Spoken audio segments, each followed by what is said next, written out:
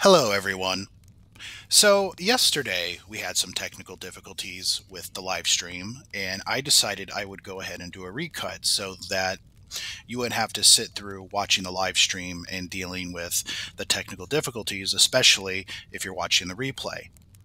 So, here it is, and I hope you learned something. Burn it down!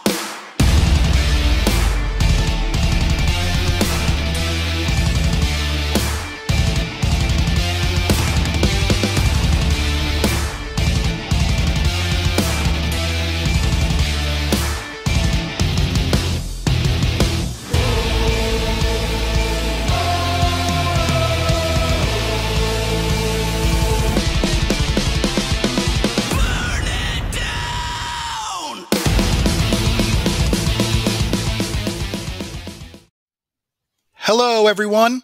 I'm your host, Rick Mullinax, and this is Burn After Reading Live. Okay, all right, this part isn't live, it's pre-recorded, but we're going to go live soon, so just bear with me. On May 5th, 1993, three 8-year-old boys were murdered in West Memphis, Arkansas. Damien Echols, Jason Baldwin, and Jessie Misskelley were arrested, tried, and convicted of killing Michael Moore, Stevie Branch, and Christopher Byers. In 2011, they pled guilty, admitting the state had sufficient evidence to convict them while proclaiming their innocence to the crimes using the rare and unusual Alford plea. Because they accepted the plea, they were released with 10-year suspended sentences, having served 18 years. At that time of release, they were on parole. If they violated the conditions of it, they would end up back in prison. Now allow me to vent, because I'm so sick of hearing this particular statement. Well, if the West Memphis Three are really guilty, why did the state allow them to walk free? It's under this presumption that the state knows they are innocent, but are trying to preserve the conviction to spare themselves embarrassment or legal retaliation. Well, let me be clear. In different states and for different reasons, they do allow some murderers to go free after serving a lengthy sentence. Not all the time, but sometimes. Anyone ever heard of this little thing called parole hearing? Murderers have walked free because of them. The latest being Leslie Van Houten, a one-time devoted Charles Manson follower who helped murder the LaBianca couple. Now, some of you might say that's not the same thing, and fair enough, it's not particularly the same thing, but it's still going with this thing that people are trying to say that murderers don't get to walk free if they're really murderers. Yes, they do. There's been false statements and reports as to how this Alford plea came to be. The false narrative is as follows. The West Memphis Three defense team were granted an evidentiary hearing which could have led to a new trial. The state feared if a new trial happened, it would exonerate Damien, Jessie, and Jason, overturning their convictions, and they'd be free to sue the state of Arkansas. Out of concern, the state strong-armed the West Memphis Three into taking the plea deal, claiming that if it does go to trial, they would delay it for years and years, keeping them in prison out of spite. But if they took the plea deal, they can be released within the week. In addition, it was claimed Damien was sick and dying and would likely be executed by the time the trial happened. Oh, what a story. So heartbreaking. In truth, here's how it actually happened. The West Memphis Three defense team did multiple retesting throughout the years, but there was one report that wasn't shared towards the end. The defense team avoided sharing these results of the test. We may never know exactly what the defense found when the evidence was retested. Was it more of the same, as in inconclusive results, or was something detected that would reaffirm the West Memphis Three's guilt? We may never know because it's not being shared. During this time, one of Damien's attorneys, Patrick Banka, met with his old law school buddy, Arkansas Attorney General Dustin McDaniel. It was then and there where Benka offered a solution that would satisfy all parties. The Alford plea. It was the brainchild of the defense, and Stephen Braga, to be exact, was the one that came up with it, who also represented the West Memphis Three. So, on August 9th, 2011, McDaniel met with prosecutor Scott Ellington, and according to the Moores, the parents of Michael, they went to Clinton County's office, and on August 18th, they were told the West Memphis Three accepted a plea deal or were going to accept a plea deal, and they were getting out of prison. The news was outrageous. How does the state go along with this plea without going to the evidentiary hearing first to see what burden of proof the defense had? This was pure laziness on the part of Scott Ellington, and if my memory serves me correctly, a guy who wasn't even a trial lawyer. Why was he even in that position? He played poker with the West Memphis Three defense, and he folded without ever seeing the cards. Here we have the defense coming to him to settle, and he doesn't roll the dice, which the odds are absurdly stacked in his favor. Stupid. Utterly stupid. Ellington, being outlawyered, freed 3 child murderers. He's as useless as basketball cleats. Now, let's rewind back to this whole Damien was sick and dying, and the state threatened they could or would delay the trials for years and years. It's total bullshit. Show me proof Damien was dying. You can't. It was a sympathy ploy for dumbasses to buy into, and boy oh boy did they. Also, if a new trial was granted, under Arkansas law, the state had 9 to 12 months to either retry them or dismiss the charges. But let's pretend someone from the state said that to Damien, Jason, and Jessie.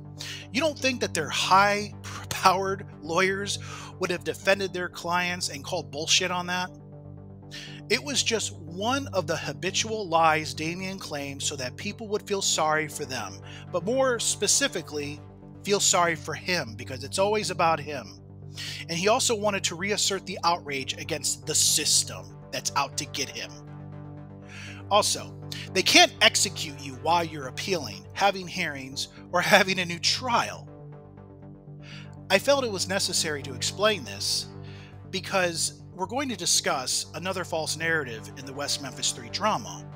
We're going to talk about the West Memphis Three legal team's so-called Terry Hobbs DNA evidence, and much, much more.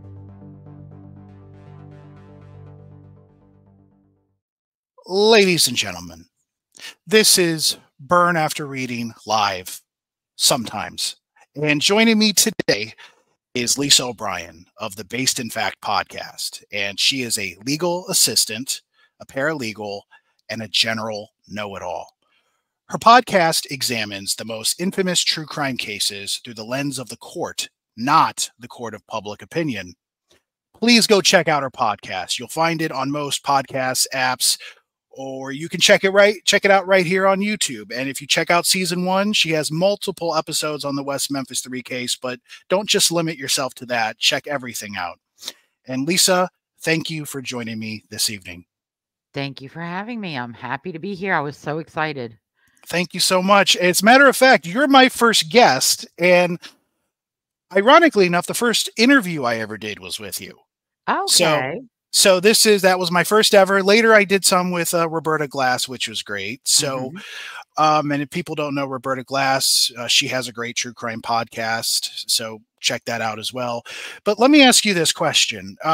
Before we get into the whole alleged evidence against Terry Hobbs, when did you first learn of the West Memphis Three case?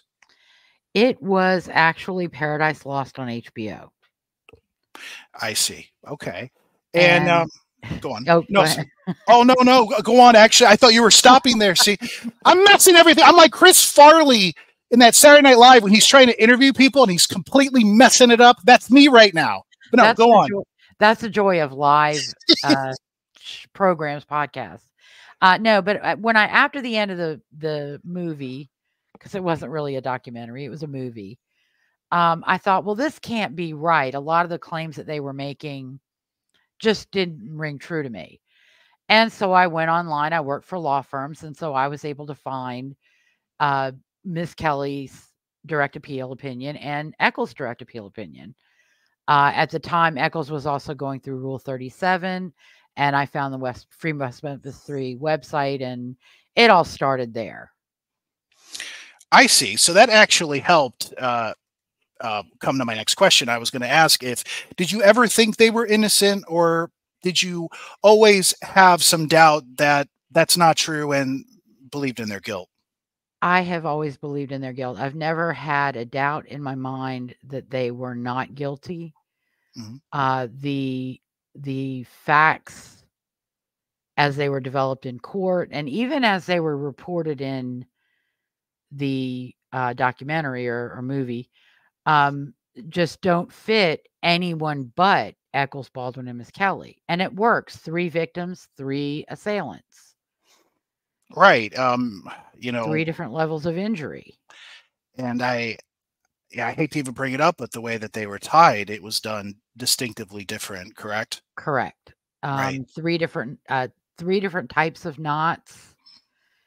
Yeah, it's just, there's just too many things. And for me, it never worked that either John Mark Byers or Terry Hobbs could have interacted with as many people as they would have had to have interacted with after having committed these murders without somebody saying he ain't right. And then going to West Memphis PD and saying, hey, at this point, this was wrong. You need to talk to him. And nobody ever reported Hobbs as a suspect at any point during the investigation. Even Echols' investigators didn't see him as a viable alternative suspect. Yeah, and that's something I want to get into a little bit later. And because before we get into the DNA, this whole Terry Hobbs did it thing originated from a particular place, and that's something that I'd like to discuss shortly. Now, so here's a personal question I have. Have you ever been to the location? And when you've been to the location, was it while Robin Hood Hills was still there? Yes. It was prior to the woods being raised. And I think the owner of the property decided to get rid of the woods and the ditch because of the potential liability with people visiting the site and potentially being injured. At one point, he put a culvert or a pass through over the ditch. Probably because he didn't want people going down the ditch bank and coming back up and falling and getting hurt because they'd sue him. Right. I think they even placed a dummy cop car there to try to keep people away, and that didn't work either. Yeah, I don't recall ever seeing that. That might have been before I moved to Arkansas in 2001. But yeah, I was there. I never saw any animals. I never heard any animals. I never saw signs of animals. It was a very small patch of woods. There was a deep ditch running through it. The times that I was there wasn't much water in it because it had been pretty dry. But another thing that we debunked, my group that were investigating, I stood at the ditch bank and I screamed as loud as I could. The person standing with me put his fingers in his ears because it was really loud. And the people at the interstate listening said they thought they heard truck tires squealing. But they didn't identify a human scream. And because that's what people always say, how could anyone, like, at least part of the theory people tried to say that, the crime couldn't have happened there. They were abducted there. It happened somewhere else. And then they were, for whatever reason, placed back there, where everyone was searching. That makes a lot of sense. But, the other thing is, how can anyone not hear the kids scream? And it's right by the service road where there's a freeway. And it's actually pretty loud, as far as my understanding. I wasn't there, but that's what I hear. Is that correct? Yes, you heard the trucks, you heard vehicles traveling because it was within 100 yards or so. So, go on. No, I sometimes just No, that that's happened. okay. So, let's get into this Terry Hobbs thing, because I get a ton of comments about it on my West Memphis 3 stuff, and it's always the same thing. They found his DNA there. The West Memphis Three's DNA, none of it was ever there, but they have Terry's, and they say Jacoby's, but then they kind of brush that aside and they just focus on Terry. And so they say Terry is the real child killer. Sometimes they'll add other people into it, whether it's David Jacoby or a few others. And then they say that his DNA was at the crime scene. But let me start with this question. Before the so-called Terry DNA evidence became a popular thing, how did the Terry did it accusation start? Where did it germinate? As I recall, when Hobbs and Pam Hicks' marriage ended, I want to say around 2006, but don't quote me. Okay. Times are approximate. Mm-hmm. She told him, I'm going to tell everybody that you killed Stevie and Chris and Michael. And her family began telling, and I think they were telling everybody in town, in Blytheville and everybody they knew in Memphis, that they were telling that story. And they were talking about abuse of Steve and all these things. But yeah, it started from, her wanting to get custody of Amanda and her wanting to hurt Terry, I think. Right. And my understanding with that is that the full custody that she tried to get, she lost in that. She didn't get full custody. I think that the custody was kind of a fluid thing, because I think Amanda was old enough. She would occasionally decide to live with her mother or her mother's family. But she's alleged that they abused her. So, it's a messy situation. But when Amanda was with them, they were putting ideas in her head. I think she was abusing drugs. They were abusing drugs. And I don't say that to be mean or spiteful, but it's true. They were using drugs, and they all have arrests for using drugs and drug-related crimes. So, and, I met Pam and Terry in around 2005. And I remember one of the comments, a lot of the talk about Terry is domestic abuse of Pam and how she was a, victim, et cetera, et cetera. But when I talked to Pam and that topic came up, she assured me she gave as good as she got in any altercation with Terry or her first husband. So she was not a victim who did not get some of her own back. Yeah. And just like to summarize it, it was just a very toxic relationship with a family who didn't like him, but though it is terrible that it would get so ugly that you would accuse someone, of something like, come on, like that's your kid. And I'm not trying to knock Pam. It's just, I can't get into that headspace. I can't get into the headspace of joining a documentary with Echols, his wife, Peter Jackson, Fran, and get paid, and to know that that could be one of the people who killed my son, and I'm taking money for it. I mean, I understand maybe drugs plays a big part, and your addiction can override some of your morality, because she, those were things that were happening. It's tragic, and like I said, I don't want to beat up Pam, but it's tragic. So, all right, so let's get into the DNA that everyone says is Terry Hobbs' hair fragment, and that it was. Now, I always hear, the pro West Memphis 3 side, they say it was in the ligature. I heard that may not be necessarily true. It may have just been on the ligature, and it was the one that was used to tie up Michael Moore, if my memory serves me correctly. Correct. And, so let's start with this. Was it proven that it's Terry's hair fragment? No. Mitochondrial DNA is never unique. It's never a unique identifier. It cannot be used. There are court cases that say it cannot be used to identify an individual. The most any analyst can say about mitochondrial DNA is that it does or does not exclude an individual. And what do you say when someone says, well, it may not be able to exclude Terry Hobbs, and that may mean that he didn't do it, but it excludes the West Memphis Three? What about that? That doesn't, a hair in a shoelace does not exonerate the West Memphis Three because it's inconclusive. Also, it doesn't exclude Terry or his brothers and sisters or his mother or his maternal aunts and uncles or his grandmother or his great-grandmother or multiple generations of people along that maternal line. They all have identical mitochondrial DNA.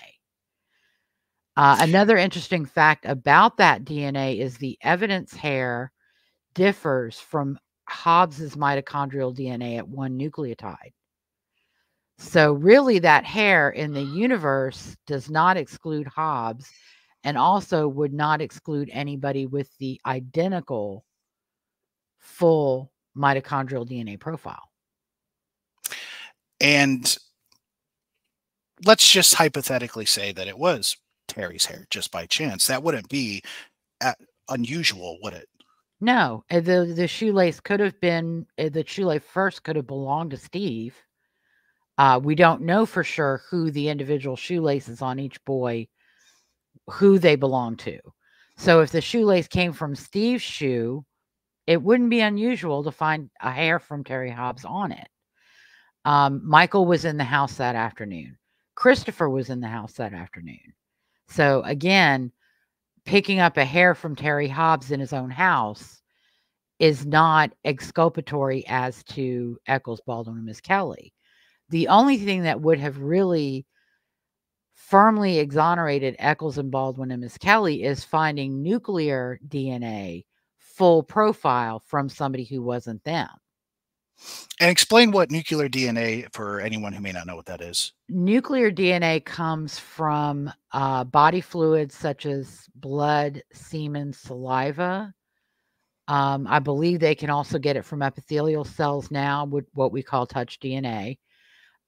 It is unique to an individual.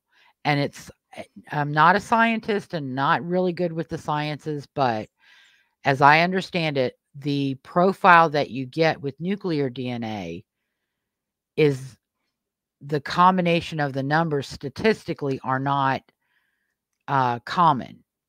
They're unique to each person, but you'd have to get a DNA expert on to explain accurately why that is, but that's what it is. Mitochondrial DNA is passed from mother to child unchanged, going back generations. And so it can't be ever used to identify a single person. It's inconclusive. Absolutely. And they found other hair fragments too, a lot of them belonging to familial DNA, or well, family, like which would be common too. And before I get too ahead, let's to put it in context. Yeah, Michael was there. As a matter of fact, Michael wanted Stevie to to go bike riding or do whatever they were going to do, so he was in the house. Later, Christopher Byers came over, wanted to know if Stevie was there, and he actually stayed. He actually ended up watching a program, I think, with Amanda, if I remember right. Is that true? Do you remember? That is, I believe that's one of Pam's statements. Right. I think in 2007, I think she made that statement. Correct. Or maybe before. So I'm not sure. It's really one of the things that's most difficult for us now is that because the boys weren't related, the murder was not treated as one involving a family member. And that makes perfect sense. But the follow through and in-depth interviews were not done with Terry Hobbs, Pam Hobbs, Todd Moore, or Dana Moore, because nobody ever said you need to look at them. They may have had something to do with this. But that did happen with Byers, and that's why Byers and Melissa were more in-depth interviews were taken with them. And Terry Hobbs, when he was being interviewed by Ron Lax when it was introduced that they had this magical DNA that was going to crack the case, and he mentioned it to Terry that it was his DNA. Where was I going with this? All right, I lost track. The interview with Ron Lax. Yeah, the interview with Ron Lax. There was a point I was trying to make, and I completely lost it. So that's what I get for ad-libbing. But trying to think. So, anyways, how about we just go with this? So, getting back to nuclear DNA, we really couldn't find it, especially in '93. And people talk about it now with the whole test the evidence with this MVAC thing. But the thing is, though, the bodies had been submerged in water, destroying DNA and blood evidence. Keep in mind, there should have been a lot of blood, a lot of it slicked off, all those things. It was located at the scene. There was a possible semen stain, which had been located on the pants of one of the victims. And, water destroys evidence. And the serologist who commented on this on the trial. Now, is it Kermit Channel or Kermit Chanel? Like, I always try to see if I can pronounce his name right. I am not sure. I think it's Chanel, but I haven't heard him say his name in a long time, so don't quote me. I even went where they pronounce names because I'm like, I want to make sure I say this right. And it was both. It was Channel and Chanel, and I'm like, well, all right, I guess Donofrio, I guess we'll just go with that. But I know he testified to the effects of water when it comes to physical evidence, and he stated that when it's wet, especially when submerged in water or even being dirty or soiled, it has a very detrimental effect on any type of biological materials that you might find, and that explains why you can't try this solely on DNA evidence because it's been destroyed. But even if you some DNA evidence, I mean, you had officers that were trudging through that water. There's a lot of cross contamination at these crime scenes too, and that's what I'm worried about when someone says test the evidence. And let's say they do the MVAC thing. If I'm correct, I don't know how involved he got into this other than being at the crime scene, but Jones, who was one of the pro officers who happened to be there. Juvenile probation. It wouldn't be unusual. Yeah, it wouldn't be unusual if you found his DNA at that scene, seeing that he was there. So I don't know if he got in the water. I don't know what he did. But sometimes I think it's funny because he says it's a crooked cop. It's a crooked cop. Well, when you put a bunch of cops at that scene and they are taking care of the bodies, and trudging through that, would be too hard to maybe find some DNA if you were to really dig, would you? I don't know about that because I think what is going to happen, what's more likely to happen is what happened already when they did the DNA testing.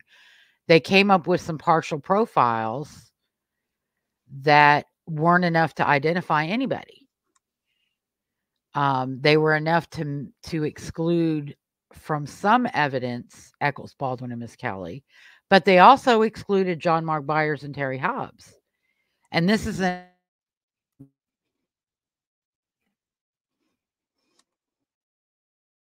right, hold on one second. Lisa, can you hear me? The thing went off a little. Technical difficulties. Yeah, I was just saying I don't actually think that's likely. Okay. That DNA from somebody coming into the ditch is going to end up on clothing.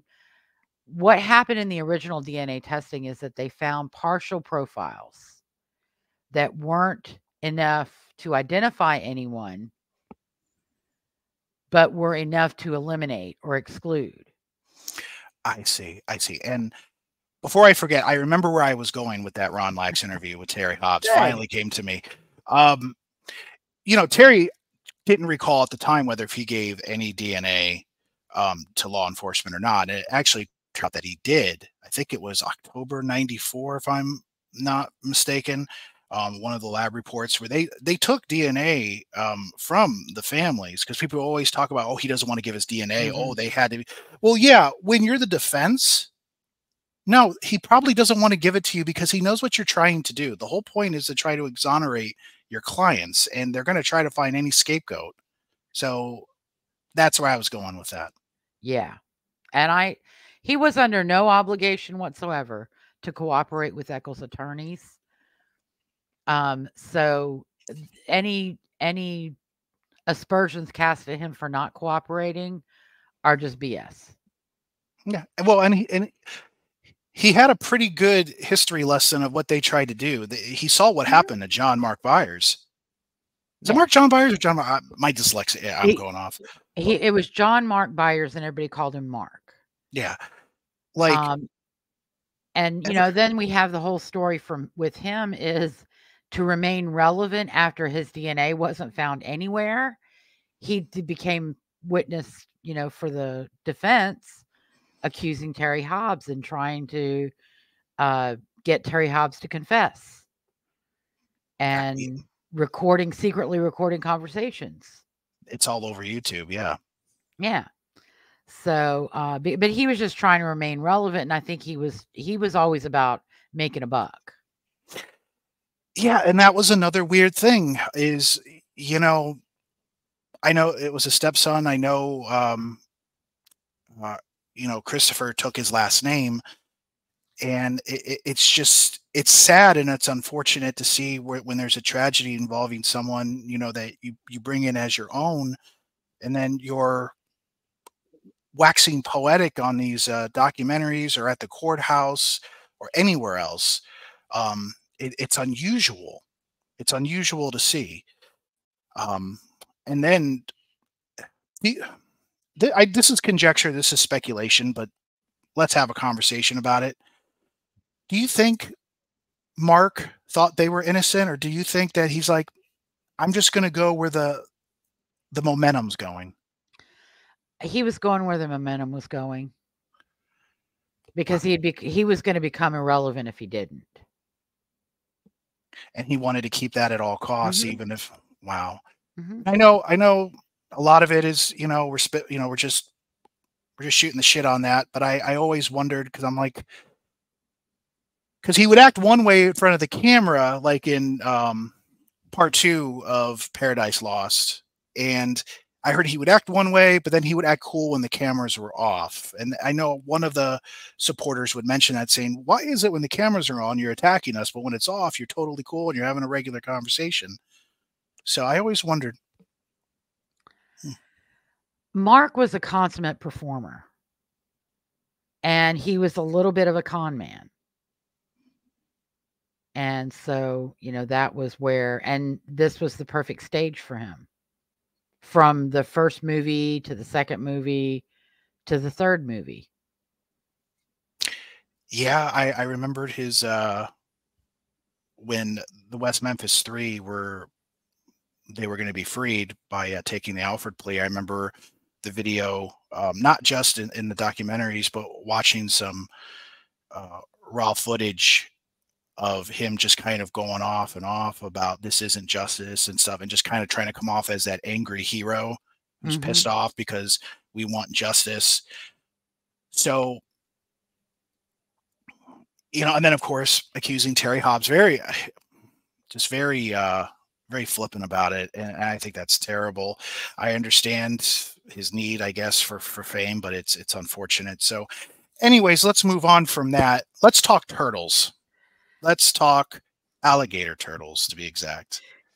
Now, the West Memphis Three experts, they did a number criticizing the assistant medical examiner, Dr. Frank Peretti's work, attempting to discredit his interpretations. I think they had 7 other people try to discredit it and said, oh, that's not knife wounds, or it's not this, it's not that. These were turtles. And before turtles, it was Werner Spitz who said it was actually dogs. Somehow dogs took the bodies out of the water. And I want to be careful with what I say, because I'm not saying this flippantly, because I have a lot of respect for Michael, Stevie, and Christopher, but basically took them out of the water, flailed them about, knocked them up against trees, and then somehow magically ended up not just in the water, but like they were pushed in the mud so they would stick. But anyways, so there was that, but then they changed it and it was turtles. Do you believe it's likely that turtles could have made those wounds? No. Chris was face down in the mud.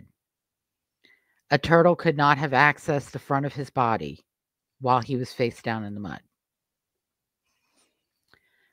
Turtles would have to be present, and I never saw a turtle in those woods, nor did I see a turtle in the ditch any of the times that I was there.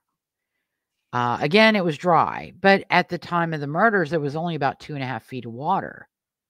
So, I just, no, I don't find it to be at all. I don't think there was any animal predation, and I never understood why they were focusing so much on animal predation, but to try and undermine Dr. Peretti, because if your clients are absolutely innocent, it doesn't matter how the wounds were made, who made them, or what they used to make them.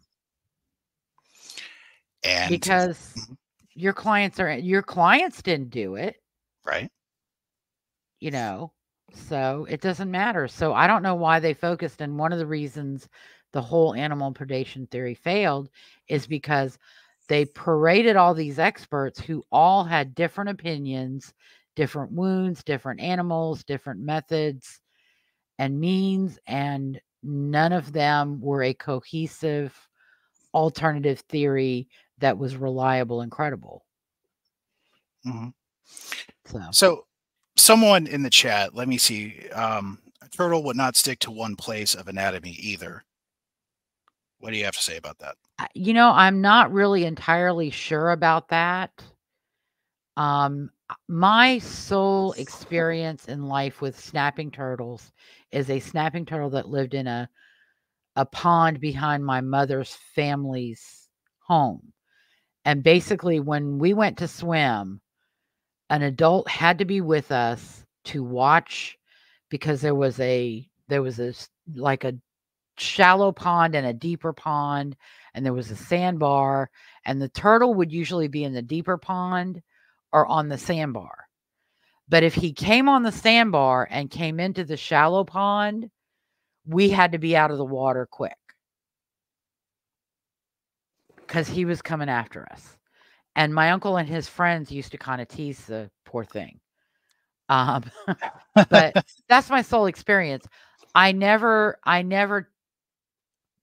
pushed my luck and stayed in the pond to see what the snapping turtle would do.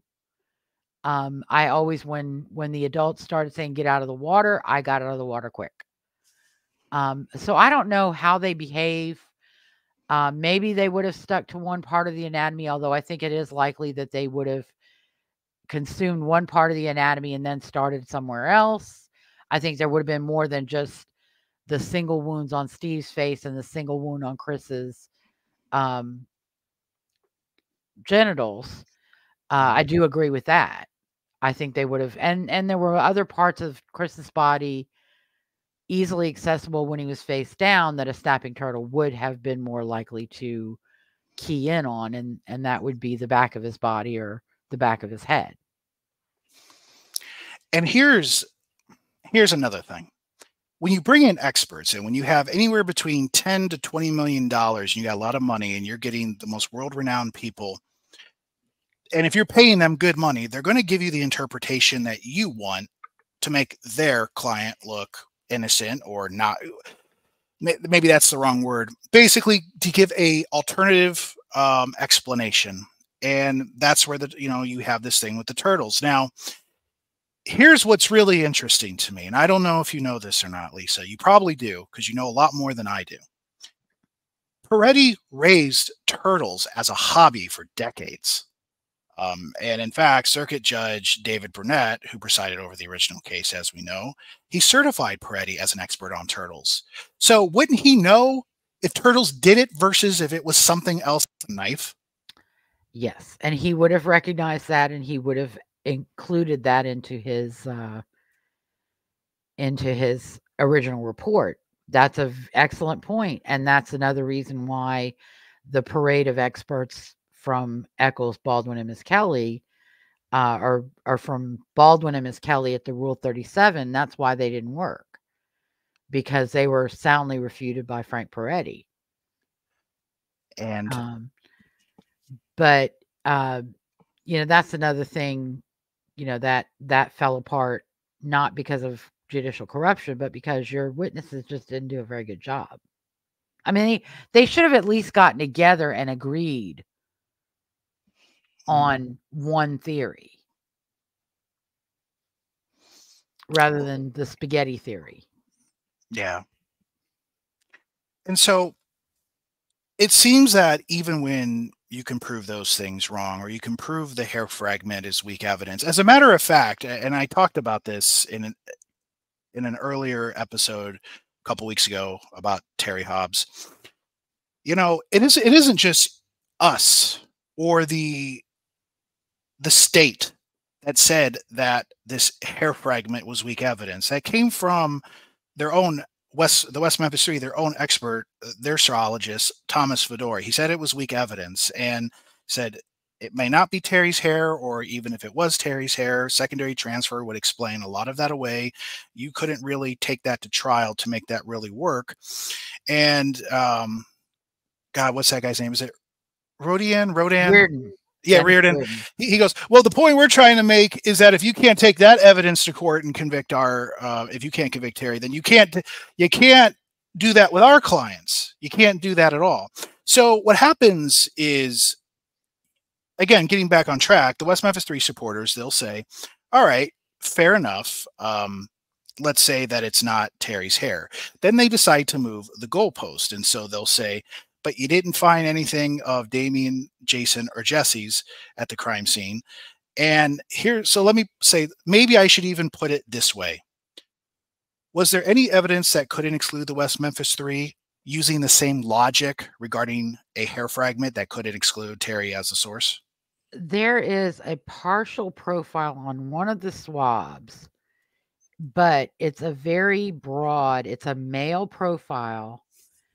And it doesn't exclude the victims or Echols, Baldwin, and Misskelley, according to one of the interpretations of the DNA profiles that we received, or that became public record when they filed their motions for new trial. Now, one of the things I need to point out is we don't have every single DNA report. They filed select analytical reports. So there are reports we don't know if they were as exculpatory as they're making them out to be, because we've never seen them, including the reports for the DNA testing that was being done in 2011 in the lead up to the defense approaching Scott Ellington with the idea of entering Alford pleas in exchange for release. And they always, when that gets brought up, especially when this whole movement of test the evidence happens or comes up, we always ask about that report, and they always have an excuse. We lost the report.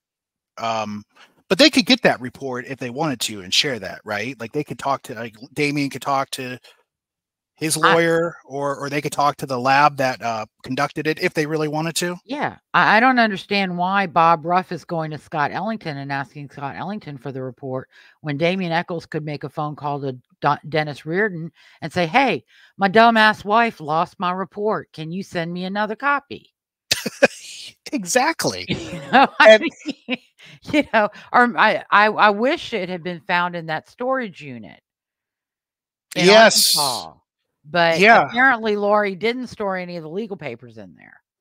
Just the sexually explicit correspondence she exchanged with Echols, who gross.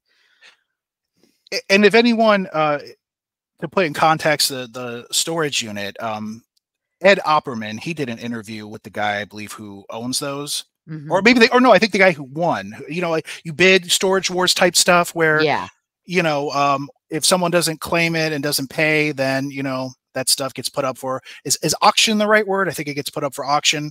Yeah. And then basically whatever's in that unit you get to have. And so Ed Opperman does an interview. And was William Ramsey, was he in that as well when they did the interview? I think he was. I don't recall, because I am not a fan of Ed Opperman. His opinions, the only time I agree with them is with the West Memphis Three. Every other thing that he looks at, every other case he looks at, I totally agree with it. And he also was always begging for money for his legal woes, and I just was sick and tired of that. So, not a fan of Ed Opperman. I wouldn't say I'm a fan. We didn't have some great conversations either behind the scenes, but it was still a good interview. Like, I would still recommend anyone to watch it, the Opperman Report, with that, because at least you learned a little bit about what was in that storage unit. So, but otherwise, I don't, you know, I definitely wouldn't argue with you there. He wasn't my favorite guy either.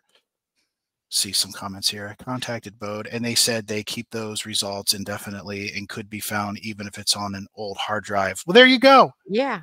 Why can't we start there just to see what was there that made you guys decide, yeah, fuck it. Let's take it. Let's see if the state will take an Alford plea. Well, Bode probably would not produce anything to me or you. No, but they could with Damien. Right? They could with Damien. They could with Bob Ruff if he got a release from Damien. They could, of course, with Dennis Reardon if Dennis Reardon doesn't have the file. So no, it could be done. It could be obtained, not by Scott Ellington because he didn't have a contract and Bode wasn't working for him. They were working for Echols. So thank you, Carrie. Great question, Carrie. Thank you. Let's see what else I got here. We got some other questions. All right. So this is one of these things that people want to try to add as evidence that Terry Hobbs has to be guilty of these crimes. And it's kind of not black and white. So a lot of people suspect Terry Hobbs because they say he has an inconsistent alibi. They say he changes his story or it doesn't jive with his friend at the time, David Jacoby. What are your thoughts on that? Well, I think it's not fair to Terry because, again, he wasn't asked to give an in-depth interview to police or defense attorneys in 1993 or 1994 when events would be fresher in his mind. When he was interviewed by West Memphis PD in 2007, I believe it was, he was citing the best of his recollection. He was giving information to the best of his recollection. And that was that after he dropped Pam off at work, he went to David Jacoby's. They played guitar for a little while. He realized Steve hadn't come home. And so they went looking for Steve a few times. He says he ran into Dana and Mark Byers. He thought it was at 6 o'clock. Mark Byers said it was after the missing persons reports had come in or had been called in. But that doesn't make any sense because at that time he would have been over at Catfish Island with Pam.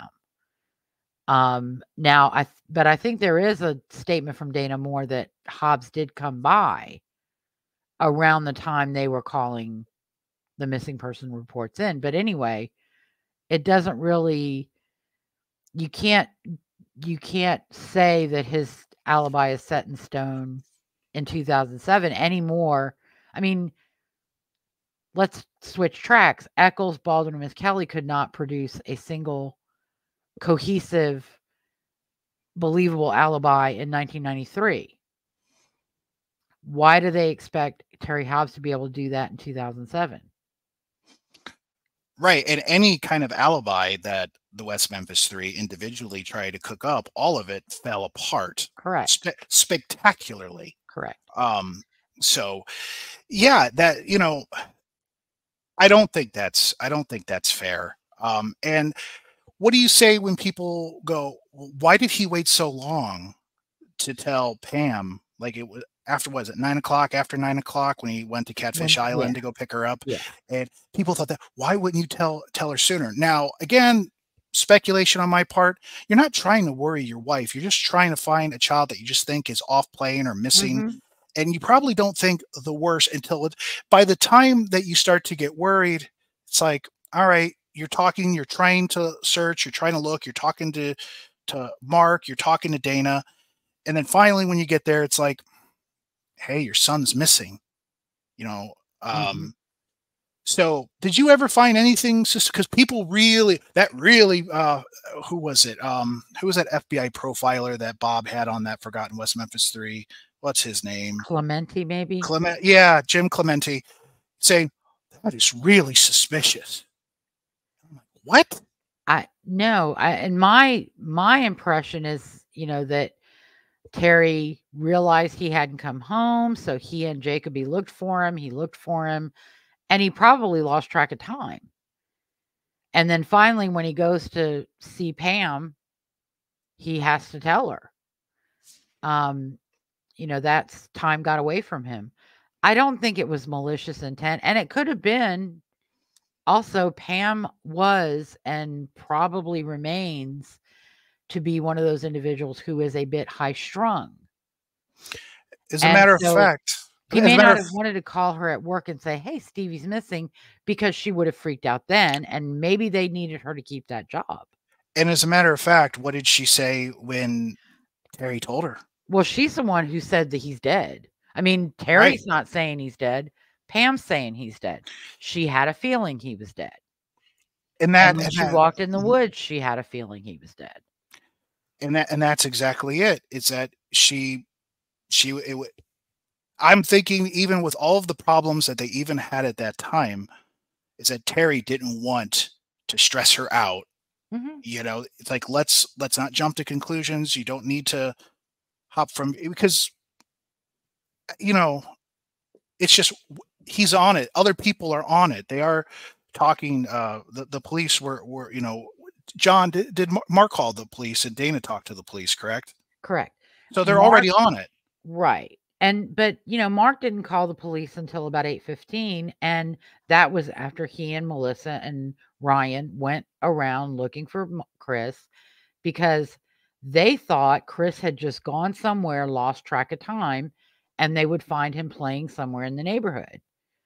And then it was 8:15 and they still hadn't found him and they had no sign of him. So then they called the police.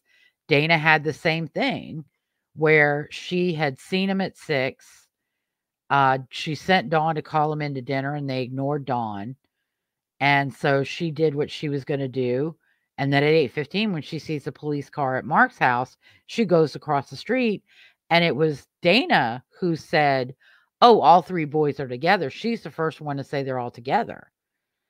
And prior to her informing people that they were all together, Mark and Terry both were looking for Chris and Steve individually. So again, that counters any claim that they saw the boys or that they had anything to do with the murders, because if they had seen the boys and known and done the murders, they would have known that all 3 boys were together. That's true. And I just think when you look at it, when you really look at everything, it's not, no one thought it was suspicious at the time. It's only until after you talk about a hair fragment that may or may not be Terry's that all of a sudden it just clicks and it makes sense. But then go on. Most of the evidence against Terry is speculative and it's hearsay and it's other bad acts that weren't reported in 1993, but were reported 14 years later after he became a suspect or just prior to him officially becoming a suspect. So, you can't really, if Echols' bad acts prior to the murder, threats against children, threats to kill his family, if none of those things are meaningful as to him being a suspect, then none of these allegations against Terry are meaningful as to him being a suspect.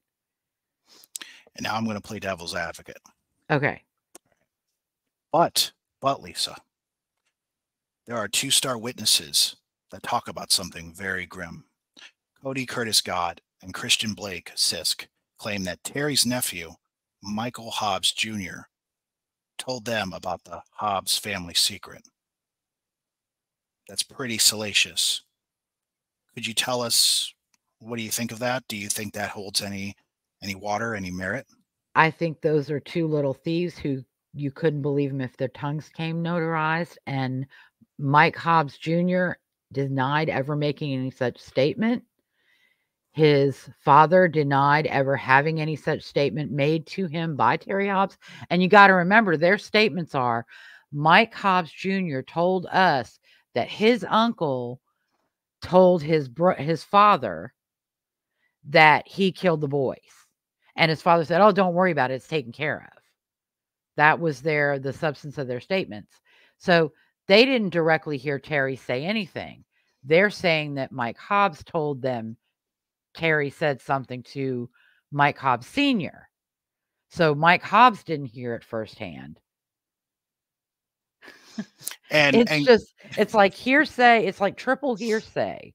And Cody and again, they're and Blake, they're both thieves. They don't have the best record. Doesn't it even go beyond thievery?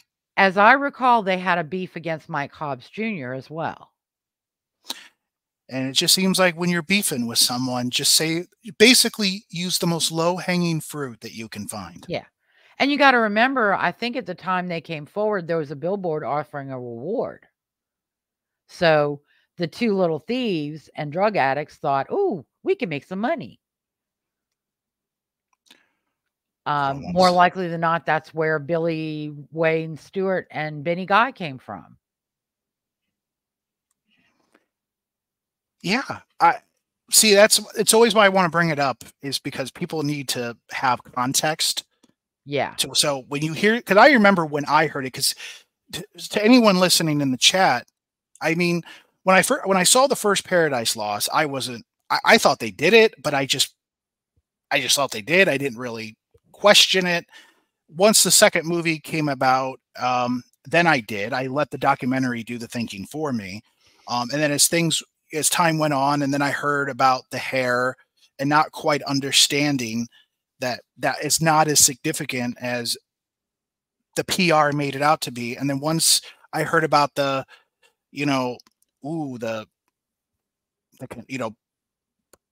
Terry's confession to his brother that his nephew heard and then told his friends, I thought, oh my God, he has to be the guy, but once you start looking at the context, or you start hearing the context, you realize that it's a bunch of rubbish. It's not anything. Mm-hmm. And, again, I really don't like, talking about the crime scene. Hold on one second. I did not mean to. Carrie, if you're here, I did not mean to ban you. That's not what I was trying to do. There's this guy, Billy Shepard, is like quoting like a bunch of like weird stuff. Yeah. Yeah. And it's hard, like when you're talking and you're listening, it's hard to like, I put him in timeout. So Carrie, I am so sorry. That was not intentional. I'm going to go on YouTube right now to see if I can unban you, because that was not, Carrie. Yeah, I couldn't do it through live stream. So please understand that was not intentional. That was accidental.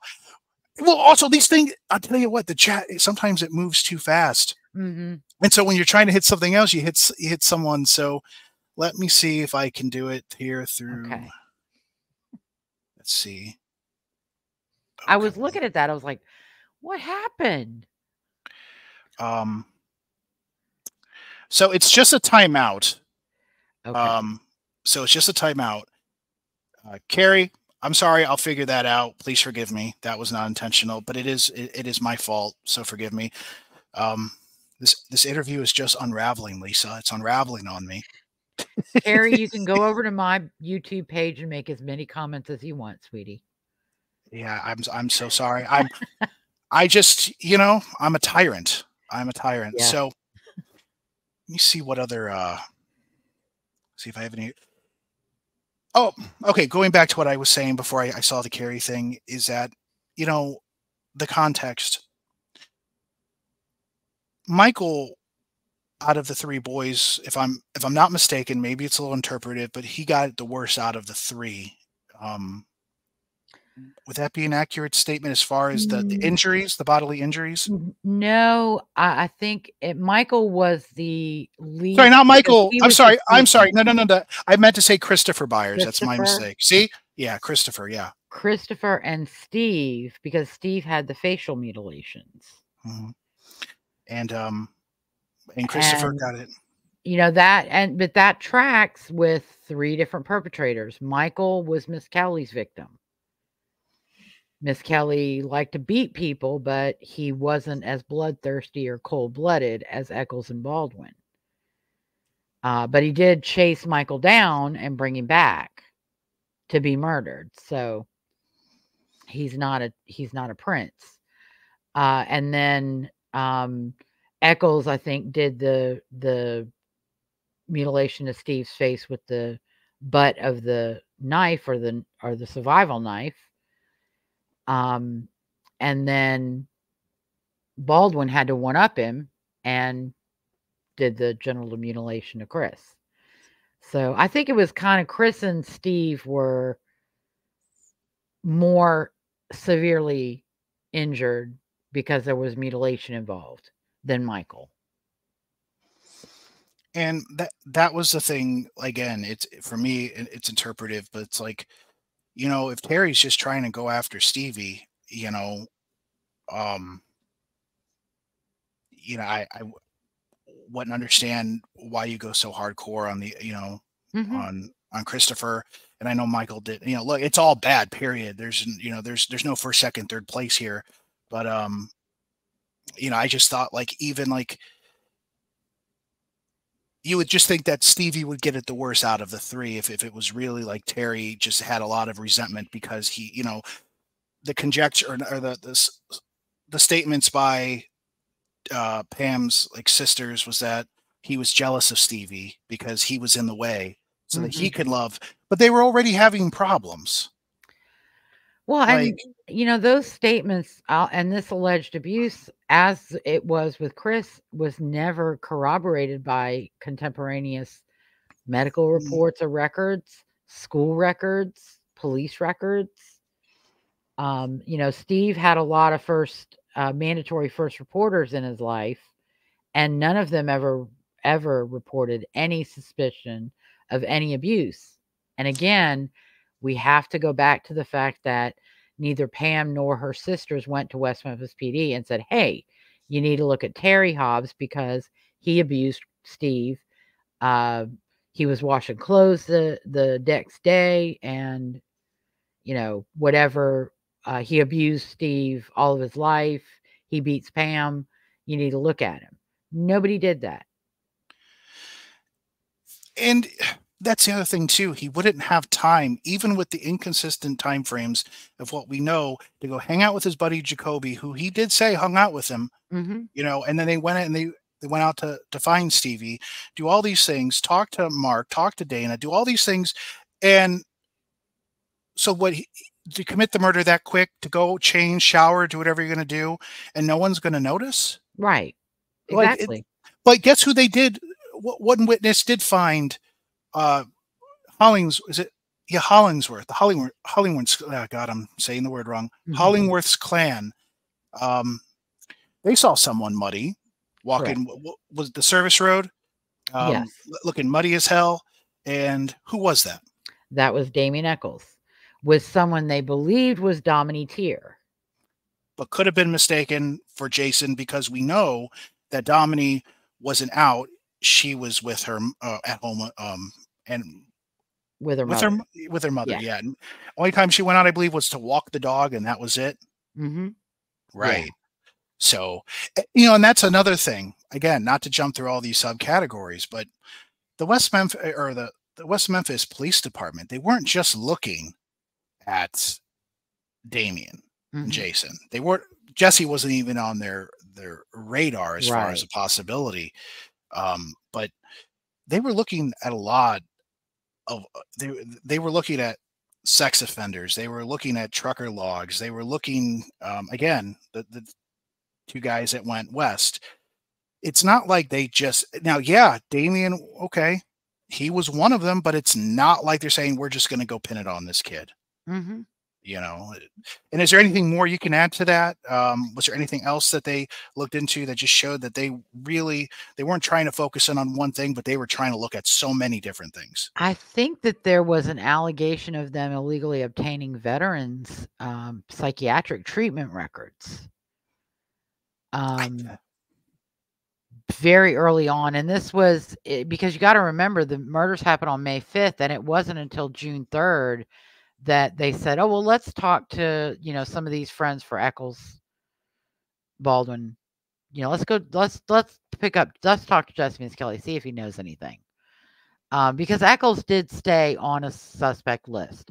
However, when you're in a town with somebody telling a juvenile probation officer that they're in a cult, about to graduate to human sacrifices, that they like to drink blood, and just being an all-around asshole, you gotta expect that when 3 kids turn up dead, people are gonna think maybe you did it. Right. And look at how, and see, when people, people always talk about when they watch that thing with Terry Hobbs with that interview. What is it called? They call it something in particular, but basically they're questioning Terry Hobbs for that defamation lawsuit. Oh, the deposition. Yeah. Deposition. There are certain things that Terry says, and they go, "Oh, he looks guilty. Look at him. Oh, he's this, he's that." But you know what? You know what they don't show you? When Damien Echols was in that courtroom blowing kisses to the family and other people, licking his lips, acting like a complete utter, like I said, not a good human being. Right. And or his testimony on the stand. Yeah. Where he was caught in multiple lies on the stand. He was caught admitting that he and his family adjusted the times of their alibi to fit the facts as they were learning them. Right. And if Jesse's, they always say, oh, there was nothing credible about his confessions. And yeah, look, Jesse was trying to do things to minimize himself. And to give an example of that, the Watts case. Look what Chris Watts, with the murder of Shannon Watts and, those 2 beautiful girls, he acted like, well, the reason why I killed my wife is because she killed the kids and I couldn't take it, so I killed her. So I guess that means we can just throw everything out because he didn't tell the truth the first time. So let's just throw everything out. And you can't do that. It's not uncommon. Even Brendan Dassey, with the separate trial of Stephen Avery and then Brendan Dassey, he tried to minimize his actions. It's not abnormal. And no, yeah, cops do. They try with leading questions. They try to do this. And is it perfect? Absolutely not. But, Jesse said a lot of things that only someone at the crime scene can know. Right. And a lot of it was very consistent. And one of the things that's interesting, if anyone watched The Paradise Lost, the first docuseries, even though they split it up in 2 when it first came out, which just for sake of argument, it's just one thing. He talks about how Jesse was drinking whiskey and Jason and Damien were drinking beer. And at the courthouse, when I think it was getting close to, come to a ruling to see what the jury, what they found, whether guilty or not guilty, it was Damien was asked, hey, you beat this thing. You going to buy the beer? What does he say? No more beer. No more beer, whiskey. And it's just it's the little nuances. It's like, if that wasn't true, you don't say something like that. I don't really think that would be in the back of Damien's mind through that, through the confessions and things like that.